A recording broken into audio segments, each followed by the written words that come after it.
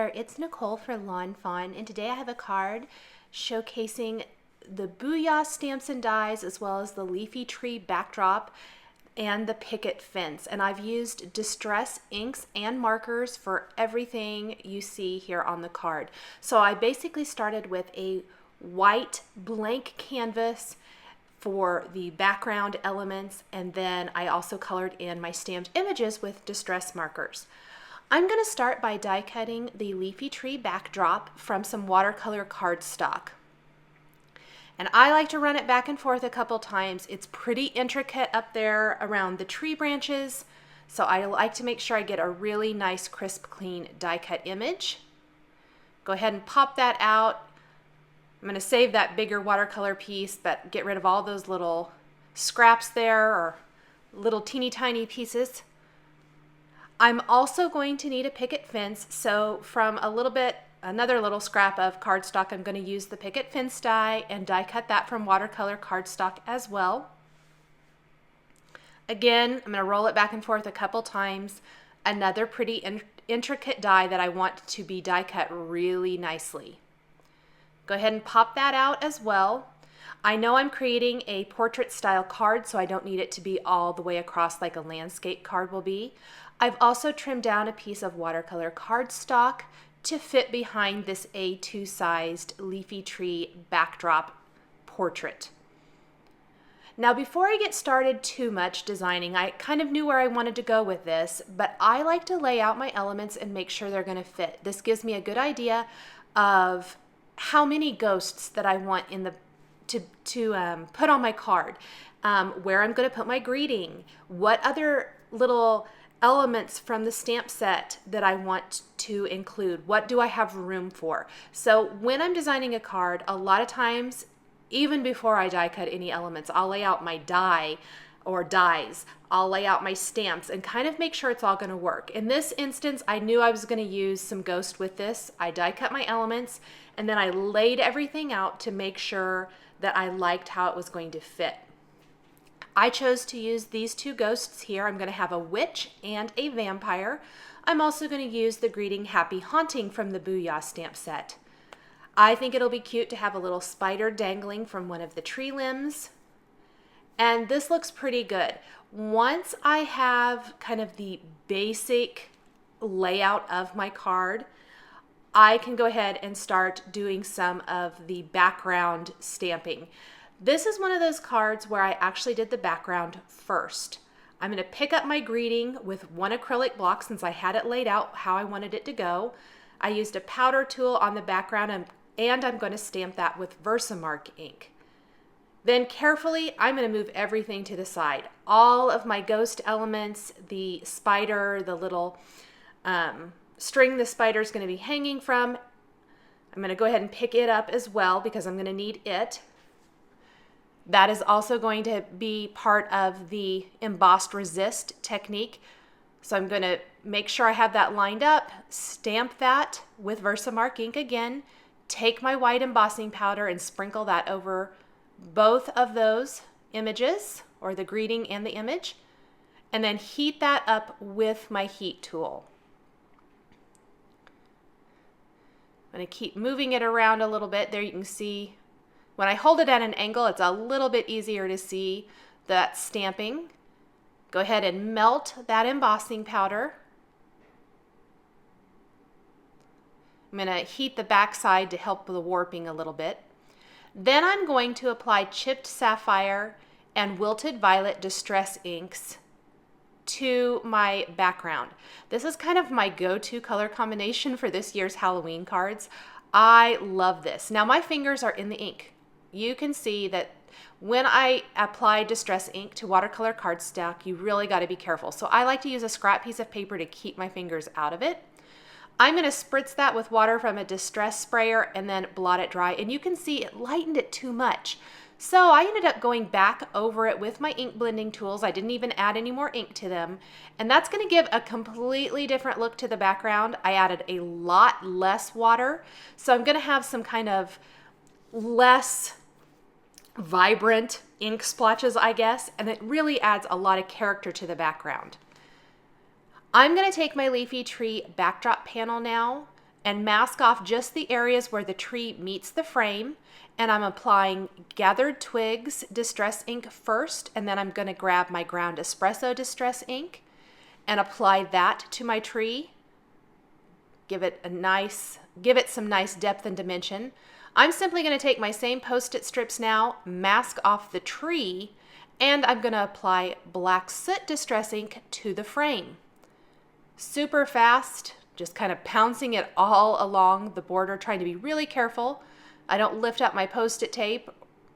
Then I'm going to remove that Post-it tape, and I'm taking a dry paper towel. I spritzed everything with water again from the Distress sprayer, and I'm buffing it really good, getting it really nice and dry. And there's what that's going to look like over my background, which it's already looking awesome. The background really kind of was what I thought of first with this card, and then I thought, what images do I have that will work with this particular background scene that I want to build? I stamped the spider with some black licorice lawnfawn ink hanging there, and I put some adhesive on the back of my fence, and I'm going to tuck it right there along the bottom edge of my leafy tree backdrop on the background. Once I have it in place, I'll just snip off all of the excess, place some adhesive around the frame itself and on the tree, and then I'll attach that right to my background. Just a really fun scene building. This die, there are so many ways you can use it. So far, I've used it for a fall-themed card. I've used the landscape for a birthday kind of fall-themed card, and then this Halloween card. And I'm looking forward to using it for winter and Christmas-themed cards as well. Springtime, too. Lots and lots of ways to use this. I just love it. I stamped my ghosts with some permanent ink, and then I just took a little weathered wood distress marker, went around the edges, and with a water brush, I'd say paintbrush filled with water, I went around and smoothed that ink out. This is just giving my quote-unquote white ghosts a touch of color so they're not so stark white. Weathered wood is a great ink for that. It just kind of gives it a little bit, almost a gray cast to it maybe. Adds a touch of color without being overpowering.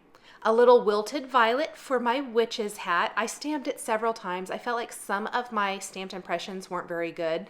I do that a lot. I always want to get the best one for my card. The band around the witch's hat is going to be colored with carved pumpkin and the buckle with black soot.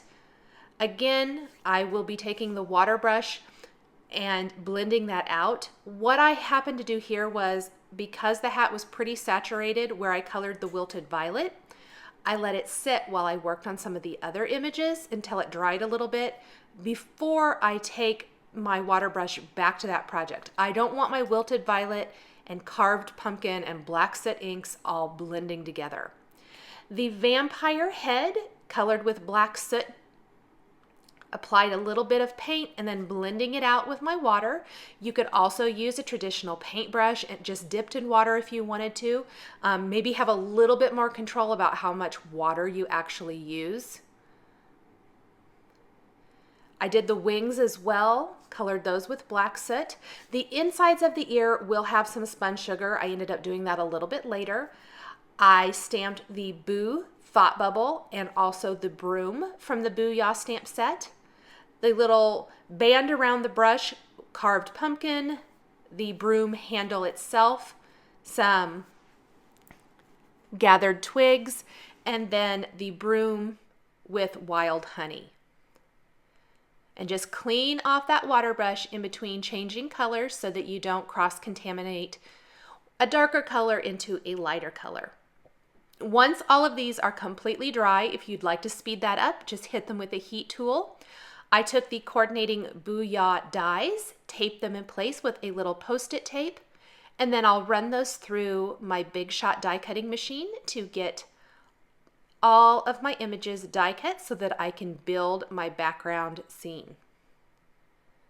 Pop that in there. I like to die cut as much as possible with one pass of the machine. Go ahead and move that back out of the way.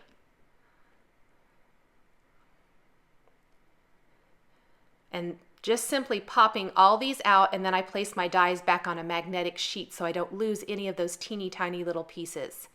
Once I know where the little head costume pieces are going, I'm going to stamp the faces rather on the ghosts. I've got the little witch face and then the little fangs for the vampire, which I think are cute. I love that you can customize them. A little sponge sugar on the cheeks of the ghost to make them pink. I also just went ahead and took the tip of my paintbrush and colored in the insides of the vampire ears at that same time.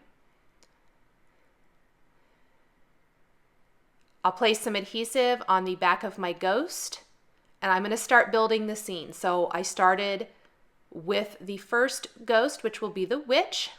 I'll adorn her with her cute little witch hat and the broom, trying to figure out the best placement for that, and I thought closer to the greeting was cute. Go ahead and attach my second ghost up here, kind of flying a little higher above the greeting. Add his vampire wings, his little headpiece, and also adhere the little boo thought bubble up there. And now it's time to just do some of those finishing details, little teeny tiny things. One of them was I thought he needed a bow tie, and there is a bow tie image and coordinating die in the Booyah stamp set. I'm going to take that, color it in with a little candied apple distress marker, blend it out with my water brush, let that sit for a little bit. I did go back over a couple areas on the witch's hat that I didn't like real well.